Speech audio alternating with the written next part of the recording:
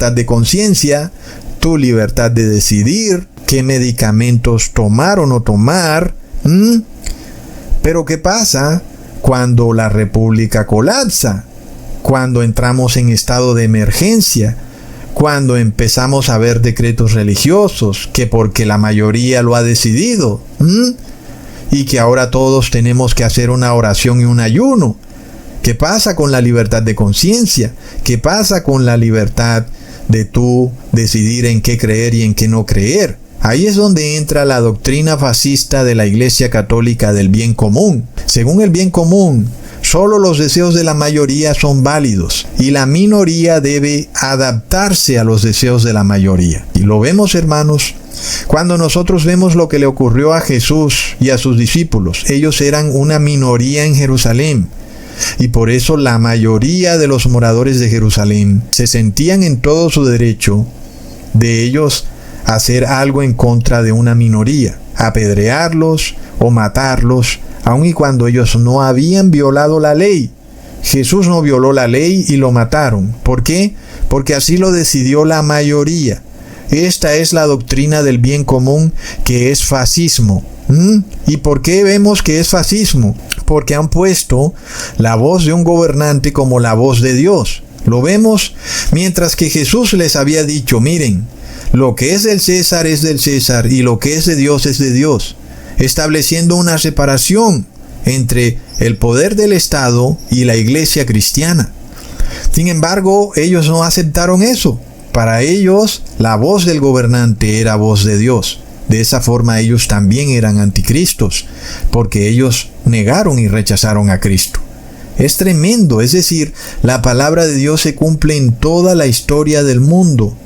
Y nosotros vemos que es algo que se repite en nuestros tiempos, cuando la mayoría acoja a un hombre que dice ser Santo Padre y que dice que su voz es voz de Dios. Y la mayoría dice que la Trinidad es el Dios de la Biblia, que la Virgen María es cointercesora, que el tercer Dios trinitario es Paracleto o abogado, cuando resulta que el Paracleto es Jesús. Ahora, hermanos, es curioso cómo todo se junta, porque tenemos al fascismo romano con su doctrina del bien común, a la par de que las repúblicas de América se van colapsando y derrumbando para adoptar la doctrina del bien común, donde los derechos civiles de las minorías quedan limitados y solo son válidos los supuestos derechos de la mayoría, que ya vimos que es una mayoría esclava útil porque a un hombre le llama Dios. Sin embargo, también entra en juego este otro punto en donde la iglesia evangélica está esperando que un líder contrario a Cristo se imponga como gobernante global, y resulta que el verdadero anticristo ya está entre nosotros. Aquí entonces se repite de nuevo lo que pasó cuando la hija de Herodia pasó un decreto en contra de Juan el Bautista, exigiendo su cabeza en una bandeja de plata. El asunto crucial es ¿cuál? Que mientras la madre de Salomé, que era Herodia, permaneció en silencio, calladita, era su hija Salomé la que estaba pasando el decreto de pena de muerte.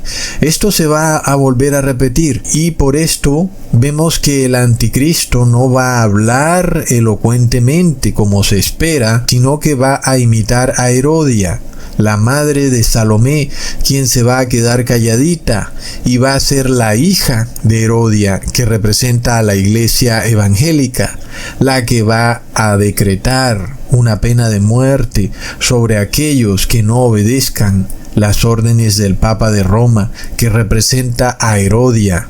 Entonces, miremos que Salomé pasó el decreto, pero se lo dio a Herodes, y luego Herodes fue el que dio la orden.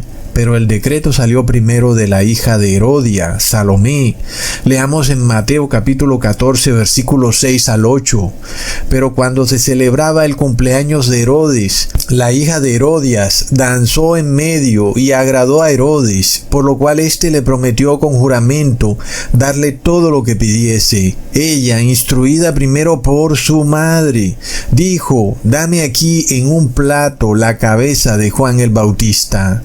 Entonces, nosotros vemos que quien instruye a la iglesia evangélica es la madre católica, y por tanto es la iglesia evangélica la que va a pedir en una bandeja de plata la cabeza de algunos verdaderos cristianos. Pero ahí llegará el fin del mundo, hermanos. Leamos en Apocalipsis 17, versículo 5.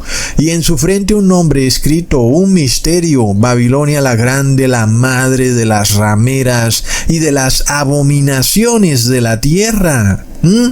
No hay duda de que la Iglesia Católica es la única iglesia cristiana que se hace llamar madre. Ella misma lo reconoce. Tiene hijas y sus hijas son las iglesias evangélicas.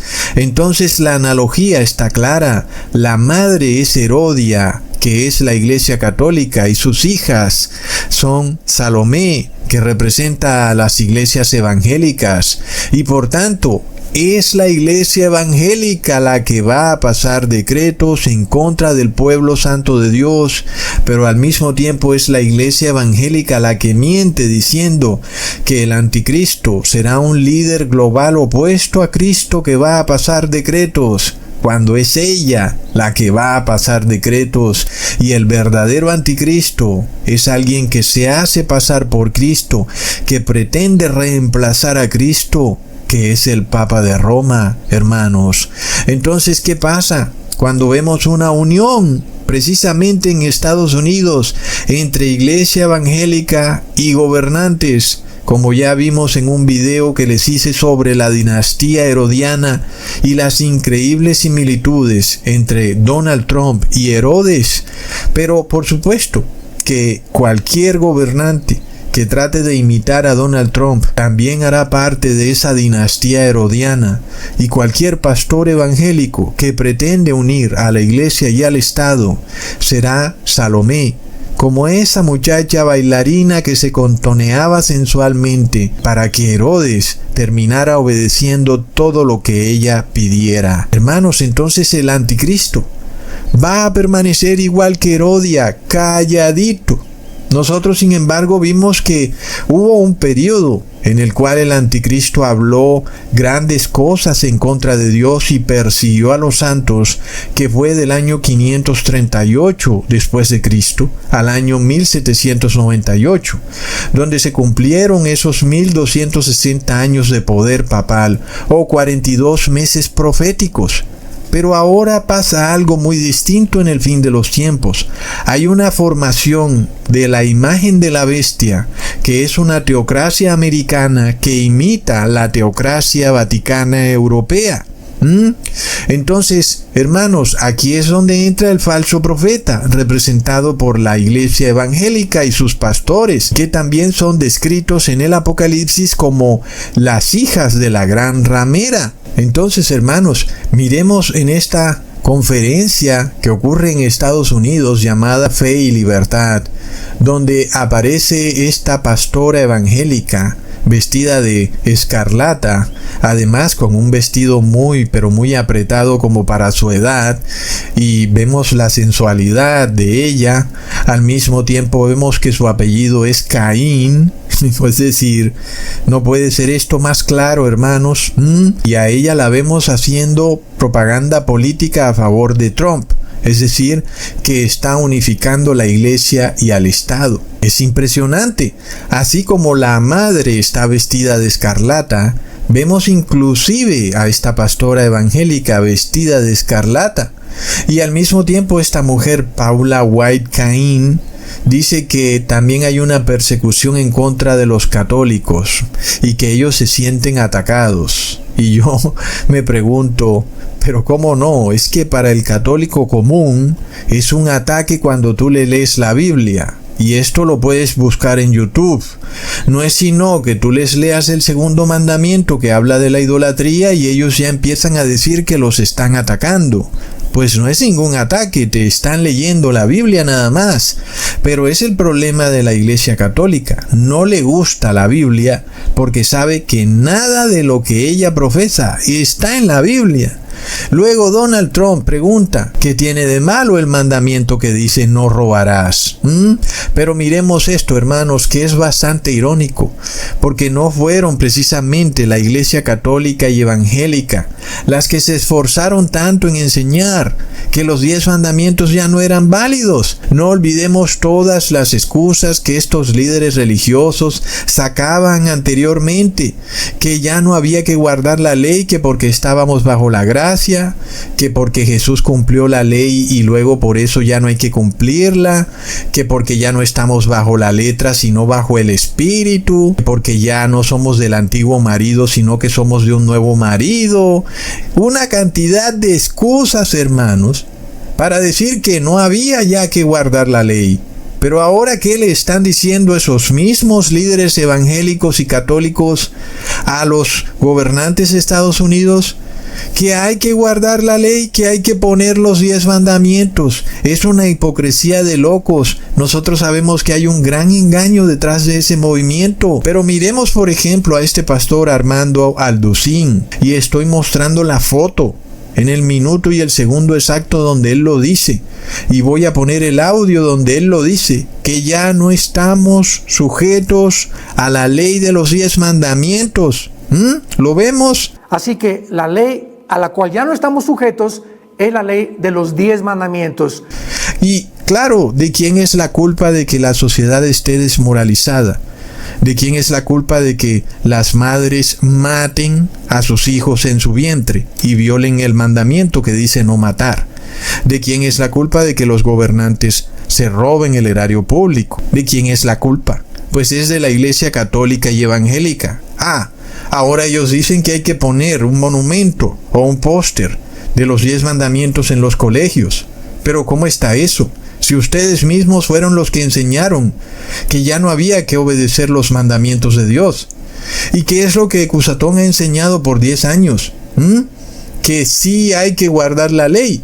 Entonces se prueba que quienes estaban equivocados eran los líderes religiosos de la Iglesia católica y evangélica, y que Cusatón tenía la razón. Donald Trump y su séquito de políticos dicen, ¿qué tiene de malo en guardar los 10 mandamientos? Pues es lo que nosotros venimos predicando desde hace 10 años ya casi, que la ley de Dios es válida. Pero sabemos que este movimiento político religioso es falso, hermanos, porque de una misma fuente no sale agua amarga y agua dulce.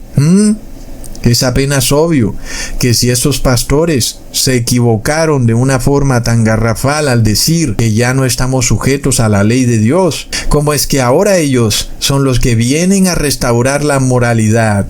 Sabemos que todo es un show, como todo en la política. Leamos en Deuteronomio capítulo 18, versículo 22.